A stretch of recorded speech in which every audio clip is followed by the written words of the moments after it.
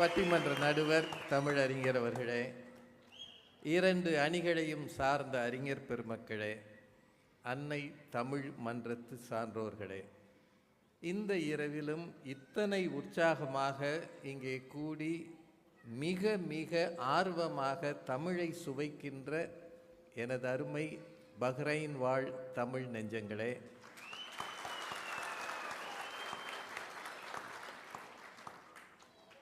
உங்கள் அத்தனை பேருக்கும் என்னுடைய அன்பான வணக்கத்தை முதலில் தெரிவித்துக் கொள்கிறேன். நிஜமாகவே ரொம்ப நெகிழ்ச்சியாகவும் மகிழ்ச்சியாகவும் இருக்கிறது. அதிலும் சுல்தானா பேசிய பிறகு என்ன செய்யறதுன்னே எனக்கு தெரியல. நல்லா பேசுனாங்க. முதல்ல இந்த குழந்தை இவ்வளவு பேச அனுமதித்த அவரது தந்தைக்கும் தாய்க்கும் வாழ்த்துகள்.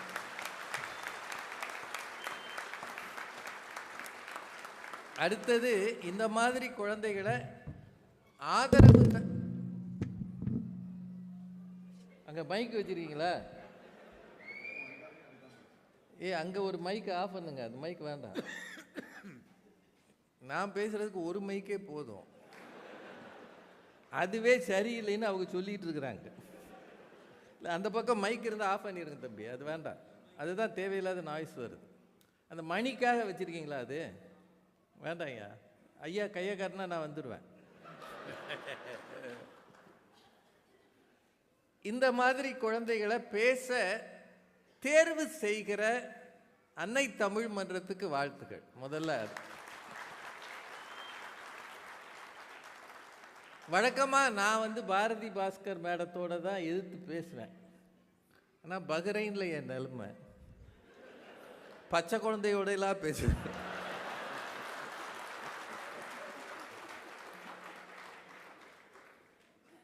ஊரில் பெரிய பிரச்சனை என்னென்னா, தெரியாததெல்லாம் தெரிஞ்ச மாதிரி பேசுறது. இப்போ இந்த குழந்தைக்கு குடும்பம் நடத்துறது அதெல்லாம் கற்பனையில் தெரியும். அவங்க அப்பா அம்மா குடும்பம் நடத்துறதை பார்த்து தெரியும். ஆனால் அவங்களுக்கு ஒரு நாளும் வரவு என்ன செலவு என்னன்ற கணக்கு தெரியாது. வகுப்பறை கணக்கு வேணால் தெரியும், வரவு செலவு கணக்கு தெரியாது. தெரியாததை தெரிஞ்ச மாதிரி பேசுறதுக்கு ஒரு அணி இருந்ததுன்னா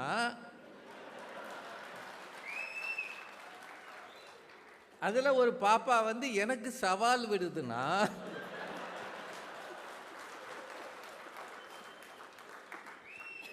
என் நேரத்தை பாருங்கய்யா. இந்தியாவில் மணி 12:15 இருந்திருந்தா தூங்கி இருப்பேன். இப்படி கொட்ட முடிச்சு. ஆனால் எப்போதுமே புத்திசாலித்தனமாக பேசுகிற பிள்ளைங்க எல்லாமே இப்படித்தான் பேசுவாங்க. ராஜா சார் என்ன பண்ணுவார்? அரண்மனை கட்டுவார். அடுக்குமாடியில் இருக்கோம்.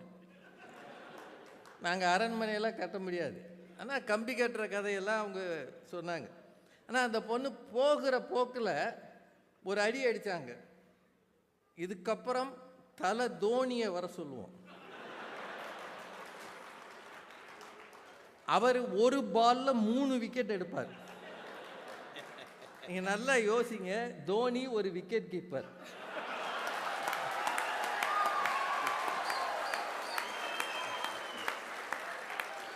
அவர் பவுலர் கிடையாது. ரெண்டாவது, ஒரு பாலில் 6 அடிச்சாருன்னு சொன்னா கூட நான் நம்புவேன். நீங்க ஏதாவது தப்பி தவிர கிரிக்கெட் பார்த்தீங்கன்னா, நானும் ரொம்ப வருஷம் பார்க்குறேனுங்க, ஒரு பாலில் 3 விக்கெட் உலக வரலாற்றிலே எடுத்ததில்லை. அப்படின்னா இதுதான் அவங்க அணிக்கு சப்போர்ட்னா அது விளங்காத அணின்னு அர்த்தம். ரொம்ப புத்திசாலித்தனமாக பேசுகிறதா நினச்சி நம்ம சின்ன குழந்தை, சரி சொன்னதான் சொன்னீங்களம்மா, ஒரு பெண் பேரை சொல்லப்படாத, அங்கேயும் தோனி தான் நிற்கிறார்.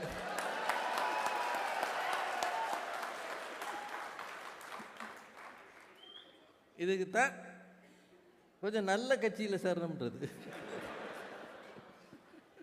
சார் நிறைய பேசியிருக்கிறாங்க, சின்ன பிள்ளை, அதனால் நான் ஆனாலும் சொல்லித்தான் ஆகணும், எனக்கு வேறு வழி இல்லை. கால் கட்டு போடு, அதுக்கப்புறம்தான் வந்து அவன் திருந்துவான். அவன் ஏற்கனவே ஒரு கம்பெனியில் அசிஸ்டன்ட் மேனேஜராக இருக்கான், இல்லை ஒரு பேங்க்கில் அதிகாரியாக இருக்கான். கால் கட்டு போடுற வரைக்கும் வர்ற ரூபாயெல்லாம் வாங்கி கீழே போட்டுக்கிட்டு இருந்தா இல்லை. அந்தம்மா வந்த பிறகு பேங்கிங்னா உங்களுக்கு என்னன்னு தெரியுமா, நான் சொல்லி தருகிறேன். ஏதோ திருமணத்துக்கு முன்னாடி எல்லாம் பைத்தியக்காரத்தனமாக தெருவில் தெரிஞ்ச மாதிரியும், இந்த தாய்மார்கள் வந்து தான் அவனை கூப்பிட்டு சட்டை போடுறது எப்படி, தலைவாடுறது எப்படின்னு சொல்லி கொடுத்த மாதிரியும். என்னங்கம்மா நினைச்சிருக்கீங்க? அவன் ஒரு அதிகாரியா இருக்கா, ஒரு நிறுவனத்தில் இருக்கா, சொந்தமாக தொழில் தொடங்குறா, இல்லை பஹ்ரைனில் வேலை பார்க்குறா. இதெல்லாம் பைத்தியக்காரனுக்கு தருவாங்களா? கால் கட்டு கொண்டாந்து போட்ட பிறகு அந்த அம்மா அவரை திருத்தி. கொரோனா காலத்தில் பெண்கள் என்னென்ன செய்தார்கள் தெரியுமா? என்ன வீட்டிலே இருந்தாங்க, அதே உடைகளோடே இருந்தாங்க, சமையல் கட்டில் கஷ்டப்பட்டாங்க. அதை நம்ம இல்லைன்னு சொல்ல முடியாது. ஆனால் நீங்கள் யோசிச்சு பாருங்கள், கொரோனா காலத்தில் ஆண்கள் பல தனியார் பள்ளிகள் ஆசிரியர்களாக இருந்தவர்கள் தெருவில் பிளாட்ஃபார்மில் கடை போட்டான் தெரியுமா? தமிழ்நாட்டில் பிளாட்ஃபார்மில் அவன் ஆசிரியர், எம்ஏ படிச்சுட்டு பள்ளிகளில், தனியார் பள்ளிகளில் வேலை பார்த்தவனுக்கு வேலை போயிடுச்சு. எனக்கு நான் வாத்தியார் வேலை தான் செய்வேன், தெருவில் இறங்கி நான் விற்க மாட்டேன்னு அவன் போகலை. என் குடும்பத்துக்காக தெருவில் இறங்கி எதையும் செய்வேன்னு போனான் பாருங்க. இதுதான் ஆண். போவா, செலவு பண்ணுவா, ரிப்பீட்டு. சிம்புன்னு நினைப்பு. இது சிம்பு இல்லை, வம்பு. சரி வச்சுக்குவோமே, அவன் வந்து இங்கே சம்பாதிக்கிறான், இங்கே புத்திசாலித்தனமான அந்த கால் கட்டுக்கு பணம் அனுப்புகிறான். கால் கட்டு தானே அங்கே சேர்த்து வைக்குதுமா? அது எங்கே சேர்த்து வச்சிருக்குன்னா, இவன் வந்த உடனே 2.5 லட்சத்தை எடுக்கிற மாதிரி ஒரு இடத்துல போட்டு வச்சுருந்துருக்கு, சுருக்கு பையில் இல்லை 5.5 பெட்டியில். இப்போ பணமெல்லாம் இப்போ அதை தானே இங்கே பேங்கிங்கே ஆதாரம் எதுனா 5.5 பெட்டியான். ஆமாம், பேங்க்கில் கடுகு மிளகு சீரகம் தானே வைக்கிறாங்க. பேங்கிங் எங்கிருந்து வந்தது? ஒரு 5.5 பெட்டியிலிருந்து வந்தது. இப்போ சுல்தானா, எதிர்காலத்தில் உங்களுக்கு நொபல் பரிசெல்லாம் தருவாங்கம்மா. இங்கேருந்து போனவன் போன காசெல்லாம் 2.5 லட்சத்துக்கு பைக் வாங்கி திரும்ப இங்கே வேலைக்கு வரான்னு அவங்க சொன்னாங்க. ஏதோ லட்சத்தில் ஒருத்தர் இருப்பான், நான் தெரியாமல் கேட்குறேன், அவன் தான் கால் கட்டு போட்டாலே திருந்திடுவானே. அப்போ இவன் இங்கேருந்து சேர்த்ததெல்லாம் அவன் சரியாக தானே செலவு பண்ணியிருக்கணும். இப்போ கால் கட்டும் வேஸ்ட்டுன்னு நீங்களே சொல்லியிருக்கிறீங்க.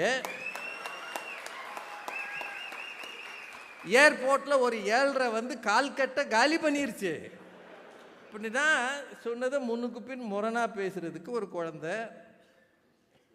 நல்ல செய்திகளை அவங்க சொன்னாங்க. ஒன்று, நம்ம நாட்டின் நிதியமைச்சர் பெண் தான் அப்படின்னு. நான் உங்கள் எல்லாருக்கும் சொல்கிறேன், இந்த ஊரில் இல்லை எல்லா ஊர்கள்லையும் நிதியை நிர்வாகம் செய்வது என்பது ரிசர்வ் பேங்க் ஆஃப் இந்தியா நம்ம ஊரில் அல்லது அந்தந்த நாட்டு பேங்க்கு. இன்னைக்கு வரைக்கும் இந்தியாவில் ரிசர்வ் பேங்க்கில் 25 கவர்னர்கள் இருந்திருக்காங்க இந்தியாவில். இப்போது சக்திகாந்த தாஸ் இருக்கிறார். இன்று வரை 25 பேர் இருந்திருக்காங்க. ஒரு தடவை கூட பெண் கிடையாது, ஒரு பெண் கூட கிடையாது.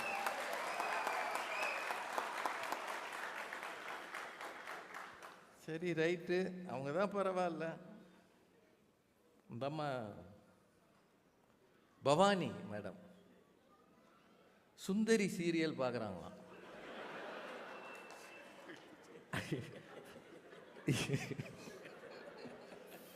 அதில் ஒருத்தன் இன்னொரு கல்யாணம் பண்ணிக்கிட்டானாம். அது ஐயா நல்லா சொன்னார், கெட்டிக்காரன். அதுக்கு பிறகு அவங்க சொல்கிறாங்க, அதில் இருக்கிற நல்லதெல்லாம் எடுத்துக்கோம்னு. ஏற்கனவே வர்றதெல்லாம் மோசமாக இருக்குது. நான் இந்த சீரியல் பார்க்குற பெண்கள் எல்லாம் தப்பாக சொல்லலை, பாருங்கள். அது ஏமா ஒரு சீரியலில் கூட உட்காந்து பேச மாட்டேங்கிறாங்க, எல்லாம் நின்றுக்கிட்டே பேசுகிறான். அதாவது பரவாயில்ல, தூங்கி எந்திரிக்கும் போது கூட மேக்கப்போடே எந்திரிக்குது. எங்கேருந்துமா அவங்கள பிடிச்சிங்க? ஆனால் அவங்க வந்து ஹோம் அட்மினிஸ்ட்ரேட்டராக